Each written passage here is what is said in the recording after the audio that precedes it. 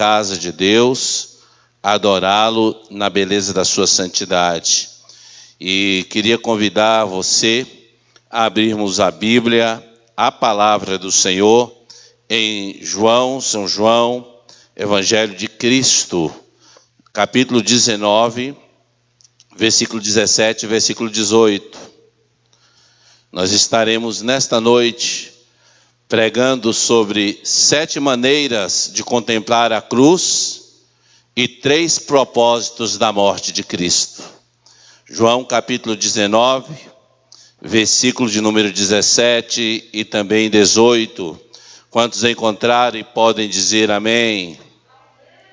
Glória a Deus, aleluias. Quem não encontrou, nós vamos estar lendo aqui. Você vai receber a bem-aventurança de ouvir, não é?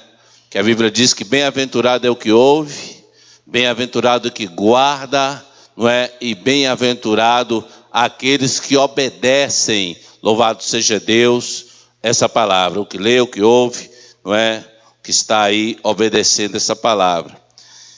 Diz o versículo 17: e levando ele às costas a sua cruz, saiu para o lugar chamado Caveira, que em hebraico se chama Gólgota, onde o crucificaram, e com ele outros 2, um de cada lado, e Jesus no meio. Louvado seja Deus.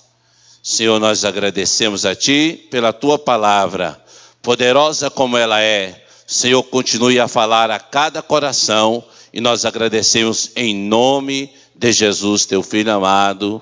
Amém e amém. Você que tem assento, queira assentar-se aí, adorando e glorificando o nome do Senhor.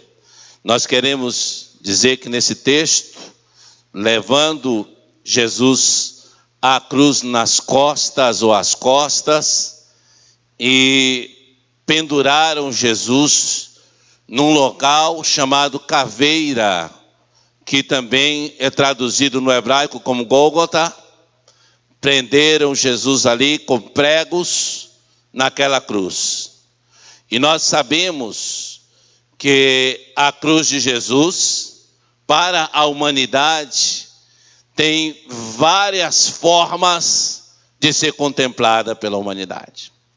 Nós sabemos, louvado seja Deus, que nós temos na cruz de Jesus ali a visão dos soldados que olharam Jesus na cruz, e apesar de ter passado a noite batendo em Jesus, quebrando a cana, que eles disseram que era o cetro de Jesus, porque Jesus tinha dito que era rei, então eles deram a cana, e com esta cana eles bateram a noite também em Jesus. Após terem quebrado o seu dente, após terem zombado dele, esbofeteado o seu rosto, nós entendemos que a visão dos soldados em relação à cruz era uma visão de crueldade, maldade, uma visão de quem estava ali para castigar ao Redentor e o Nazareno.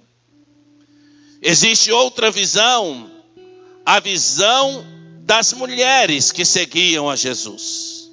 Aquelas que acompanhavam a Jesus, aquelas que lavavam os pés de Jesus, aquelas que conversavam, sentiam o palpitar do coração aflito do Cristo Redentor. Existe a visão das mulheres que estavam acompanhando Jesus. Essa visão maravilhosa nós encontramos na palavra de Deus, o Senhor Jesus Cristo ali na cruz pendurado, e aquelas mulheres olhavam para Jesus. Aquele que multiplicou o pão, aquele que deu vista ao cego, aquele que limpou da lepra o leproso, aquele que ressuscitou o filho da viúva de Naim, elas estavam olhando agora e o vendo ultrajado, vendo vituperado, vendo, louvado seja Deus, sofrido, um Jesus que só fez o bem, mas agora estava naquele estado. E elas olham, e a visão daquelas mulheres era uma visão de tristeza. Elas olham com tristeza para o Cristo que estava crucificado. A terceira visão e a terceira maneira de se contemplar a cruz é a visão de Maria. Maria, a mãe de Jesus. Maria, a que fora a genitora que colocara o Cristo no mundo.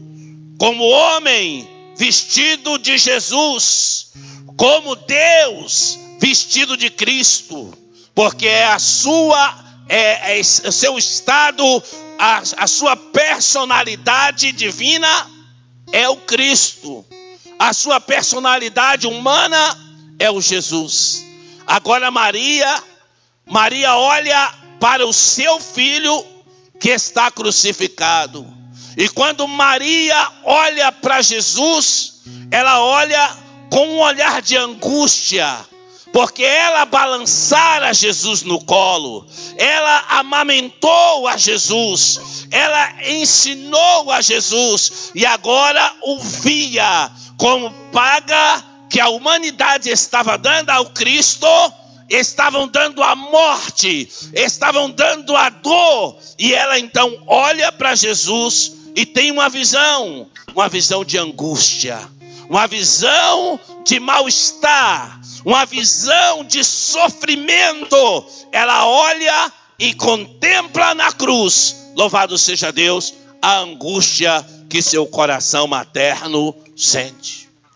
Quarta maneira de se contemplar a cruz, com a visão daquele ladrão que estava à esquerda de Jesus. Aquele homem era um facínora, era um homicida, era um homem mau. Ele estava crucificado pelas razões pertinentes que as suas ações, os seus atos, haviam levado aquele ladrão até a cruz. Os romanos tinham a prática de punir os marginais da sociedade com a crucificação. Era da maneira de cruz que eles castigavam os facínoras, que castigavam os homicidas, que castigavam os grandes ladrões.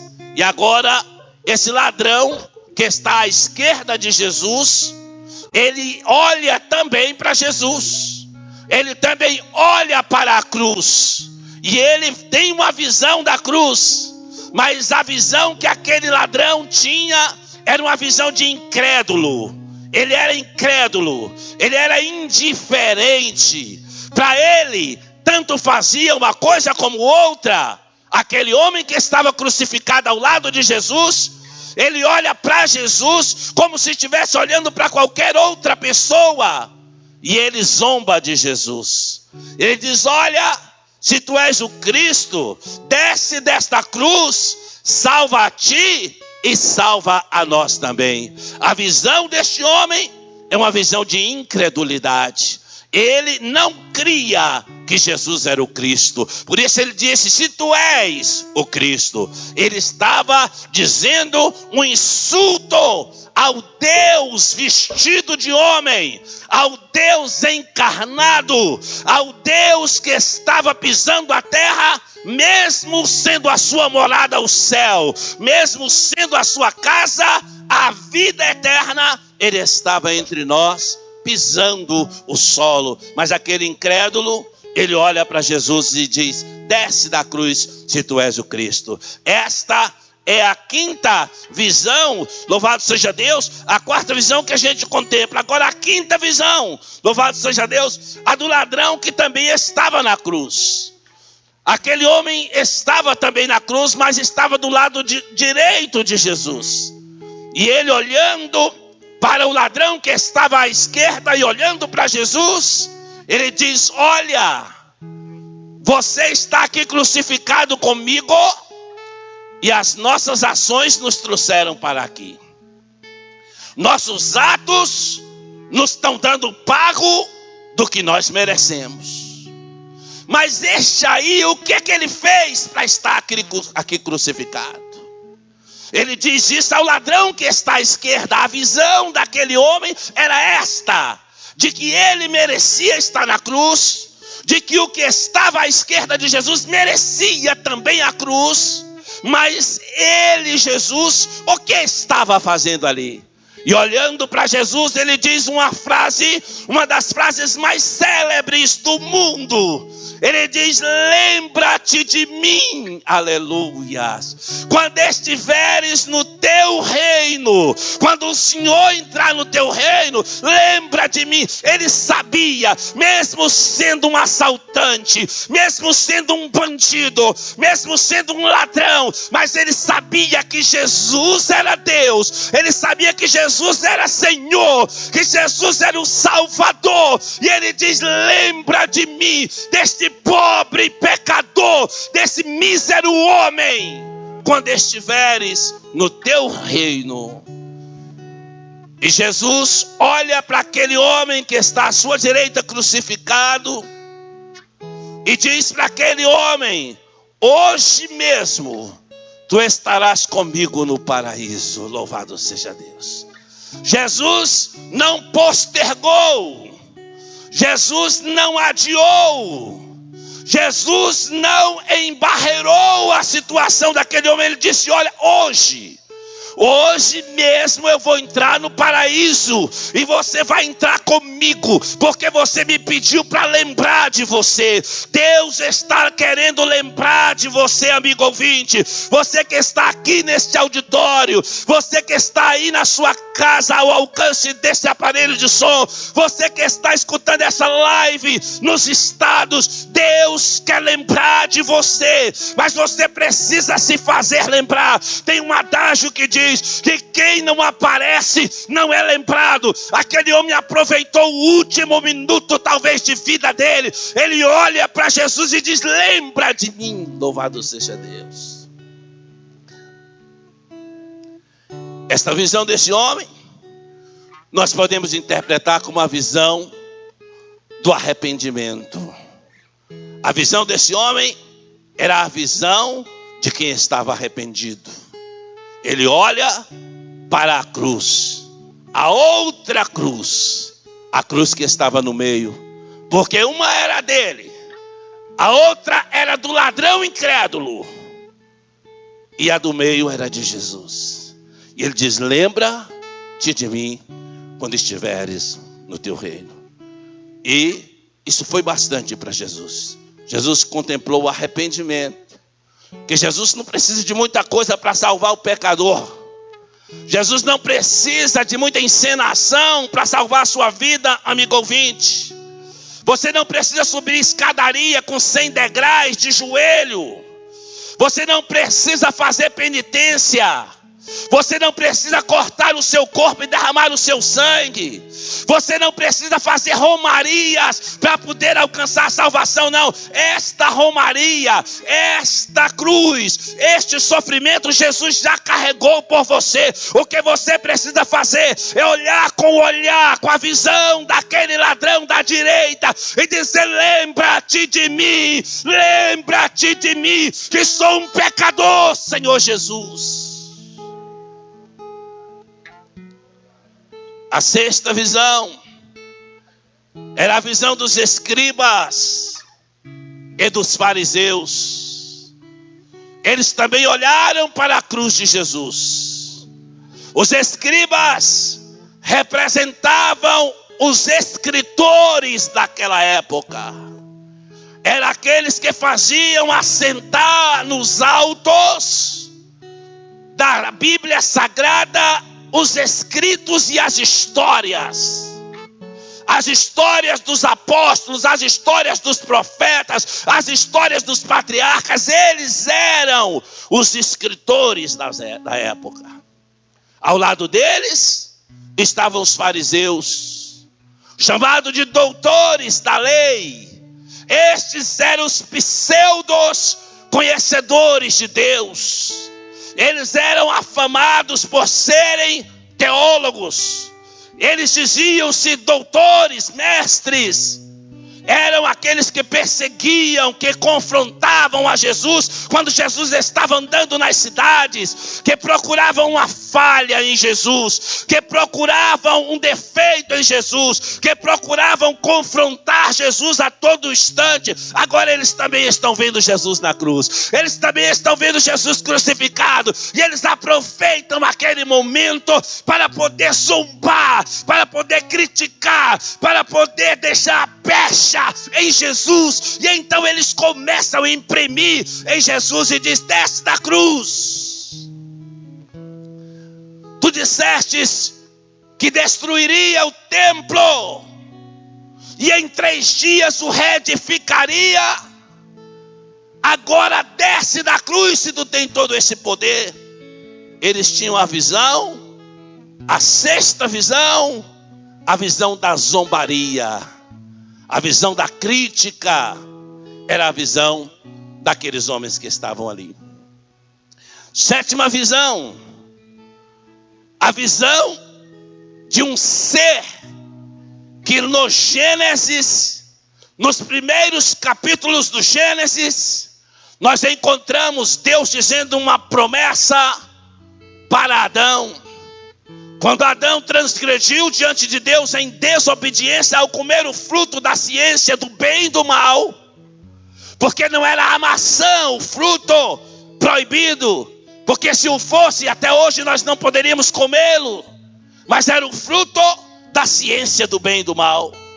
Quando Adão errou, desobedecendo, ele ficou em uma situação de ser, louvado seja Deus, tirado de dentro do jardim do Éden, despejado de dentro da casa que Deus tinha feito. Mas Deus fez uma promessa para Adão. Deus disse: olha, da semente da mulher vai nascer um que vai esmagar a cabeça da serpente. Ela vai ferir-lhe o calcanhar, mas ele vai pisar na cabeça e vai esmagar a cabeça da serpente. Louvado seja Deus.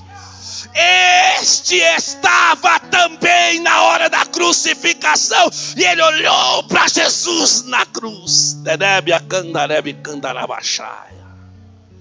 Hordas demoníacas circulavam, voando em derredor da cruz e olhando para Jesus.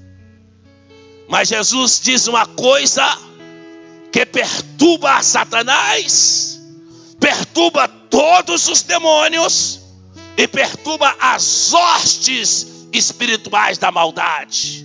Jesus olha e diz: Pai, em tuas mãos eu entrego o meu espírito.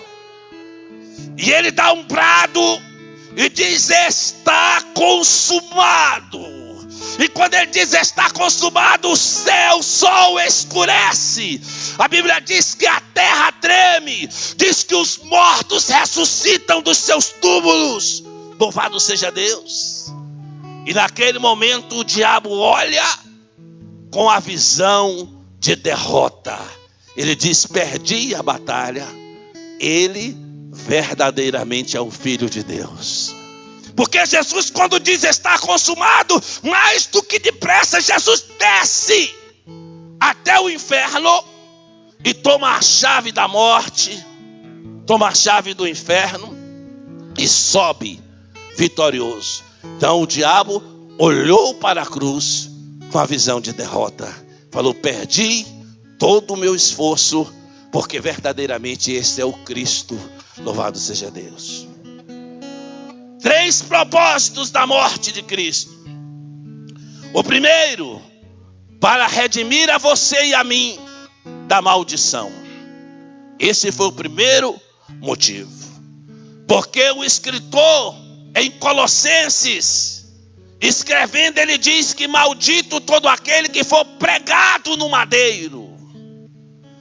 Isaías fala a respeito disto, e Paulo corrobora na sua epístola esta passagem. Maldito todo aquele que for prego no madeiro. As minhas transgressões e as suas transgressões nos levariam à morte de cruz, a morte pelos nossos pecados nós morreríamos. E naquele momento, a minha maldição e a sua maldição, Jesus estava carregando na cruz do Calvário, porque a Bíblia diz que ele se fez maldito para que através da cruz ele matasse o pecado da carne na própria carne. E a Bíblia diz que ele destrói o poder do mal ali diante da sua própria morte. Então, o primeiro motivo, a primeira razão foi para nos remir da maldição. Ele pagou o preço na morte da cruz, porque nós tínhamos uma cédula de acusação contra nós. Era uma cédula que apontava todos os nossos pecados. Tudo que nós já tínhamos feito de errado, a cédula dizia: mentiu, bebeu, prostituiu, para uns roubou, outros matou, outros brigou, outros xingou. Essa cédula contava todos os nossos pecados. Porque quando Jesus morreu, ele morreu pelos pecados daqueles que estavam presentes, pelos pecados dos que já haviam morrido e pelo pecado daqueles que ainda não haviam nascido. E eu estava lá, você estava lá, todos nós estávamos naquela cédula. E aquela cédula era cruel. Ela dizia: quem pecar vai ter que morrer, porque dizia a palavra: o salário do pecado é a morte. Mas embaixo desta primeira frase havia um subscrito dizendo: mas o poder do sangue de Jesus, mas o poder do nome de Jesus, o poder da graça que vem por Jesus, nos traz a vida eterna. Louvado seja o nome do Senhor. Então a primeira razão para Jesus ter morrido foi para pagar o meu e o seu pecado. O segundo propósito da morte de cruz, o segundo propósito que nos deu todas essas 7 visões, louvado seja Deus, foi para nos livrar do pecado. O segundo propósito da morte de Cristo foi para nos livrar do pecado. O pecado, ele não nos deixa alternativa senão a morte. Então Jesus precisava morrer no nosso lugar para também nos livrar da morte que o pecado traz. Louvado seja Deus. O pecado, ele escraviza as pessoas. O pecado mantém as pessoas aprisionadas. Às vezes o bêbado diz: eu não quero mais beber, mas o vício obriga a beber. Você vê às vezes um ladrão dizendo: eu não concordo com a minha vida de roubar, de matar, de brigar, de ferir as pessoas, mas toda noite eu saio para fazer isso. Sabe por que ele faz isso? Porque ele é um escravo do pecado. A prostituta e o adúltero não concordam com aquela vida que tem. Se você parar e perguntar para ele: você está satisfeito com essa sua vida? Ele diz: não, eu não estou satisfeito. Eu queria estar com a minha família, honrando a minha esposa. A garota de programa, a meretriz, diz: não, eu não queria essa vida para mim. Mas todos os dias ela está naquele lugar, e aquele adúltero se encontra também na sua vida desvairada. Sabe por quê? Porque o pecado arrasta. Como um escravo é arrastado por correntes contra a sua própria vontade, o pecado algema, acorrenta e arrasta todo homem que está debaixo do poder do pecado. Então, o segundo propósito da morte de Cristo foi nos livrar do poder do pecado. E a terceira razão, o terceiro propósito da morte do Senhor Jesus foi morrer para que nós vivêssemos com Ele e para Ele. Louvado seja Deus. Hoje nossa vida está nas mãos de Cristo. Louvado seja o Senhor. Hoje nós vivemos para Deus. Hoje nós estamos aqui, mas a nossa total existência está voltada para Deus. Nós trabalhamos porque servimos a Deus. Nós amamos a nossa pátria porque servimos a Deus. Nós respeitamos o próximo porque servimos a Deus. Nós perdoamos quem nos ofende porque servimos a Deus. Nós lemos a Bíblia porque servimos a Deus. Nós obedecemos a Bíblia porque servimos a Deus. Então nós hoje vivemos, louvado seja Deus, para Deus. E vivemos por Ele. Ele também cria em nós os mecanismos de vida. Ele enviou o seu Espírito, e a Bíblia diz que é Espírito de paz, de comunhão, de vida, de alegria, o Espírito que nos conforta, consola, o Espírito que nos diz que nós estamos perdoados e que os nossos pecados foi lançado no mar do esquecimento. O Espírito que é o Paracleto divino, que vai conosco a todos os lugares. Hoje nós vivemos por Jesus. É Ele quem dá sustentação à nossa vida. Hoje nós podemos ir e voltar e entrar, porque estamos, louvado seja Deus, guardados por Ele. E a Bíblia diz que 1000 vão cair ao nosso lado, 10.000 à nossa direita, mas nós não seremos atingidos. A nossa alma está guardada em Deus. A preciosidade do homem não são os seus olhos verdes ou azuis, não é a sua intelectualidade. A preciosidade de uma mulher não é a sua beleza, não é a sua casa bonita. A preciosidade de um ser humano é justamente a alma de cada um. E a nossa alma está guardada em Deus. Nós estamos com ela segura. Covid não pode tocar na nossa alma. Coronavírus não pode tocar na nossa alma. A AIDS não pode tocar na nossa alma. O câncer não pode tocar na nossa alma. Porque nós vivemos por Cristo agora. Nenhum desses males pode tocar a nossa alma. Porque a morte de Cristo nos legou como propósito. Louvado seja Deus. Por essa razão, prezado ouvinte da palavra de Deus, aonde você estiver, daqui a pouco será feito um convite a você. E eu quero perguntar para você, como você enxerga a cruz? Você enxerga com o olhar dos soldados? O mesmo olhar de crueldade? Você enxerga como o olhar do ladrão que estava à esquerda de Jesus? Ou o olhar dos fariseus, dos publicanos e dos escribas? Qual é o olhar que te traz até a cruz? Qual é o olhar que te dá a impressão da cruz? É o olhar das mulheres que andaram com Jesus e agora o viram crucificado e sentiram tristeza? É o olhar de Maria, a mãe do Salvador, que olhou e sentiu angústia? Ou o olhar daquele ladrão que estava à direita e disse: lembra-te de mim, Senhor, quando estiveres no teu reino? Talvez o seu olhar seja esse olhar, o olhar daquele pecador que aproveitou o último instante de vida para ser salvo e disse: lembra-te de mim. E a Bíblia diz: tu vai entrar hoje. Quando eu inaugurar o paraíso, você vai entrar junto comigo. Por que inaugurar o paraíso? Porque o paraíso estava aqui na terra. Até a morte de Jesus, o paraíso estava na terra. Mas Paulo escrevendo disse que ele, na sua morte, levou cativo o cativeiro e deu dons aos homens. Então Jesus foi lá onde estava o Hades, tomou, louvado seja Deus, o do Hades e do Seol, tomou o paraíso e levou para as alturas. Hoje o paraíso está nas alturas, aguardando a igreja, para que entre todos os que estão no paraíso, juntamente com a igreja nos céus. Por isso Jesus disse: hoje eu vou te levar para o paraíso, meu amigo. Hoje eu vou te colocar em segurança, porque eu vou descer lá no inferno, vou tomar a chave da morte do inferno e vou levar você para habitar no paraíso, junto com Abraão, junto com Moisés, junto com Daniel, junto com Paulo, junto com toda a igreja. Louvado seja Deus, você vai morar no paraíso.